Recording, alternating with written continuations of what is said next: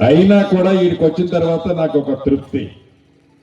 ఇది నేను ఇక్కడికి మూడోసారో నాలుగోసారో ఉత్తమన్న తీసుకొస్తే నాలుగోసారో మూడోసారో వచ్చాను.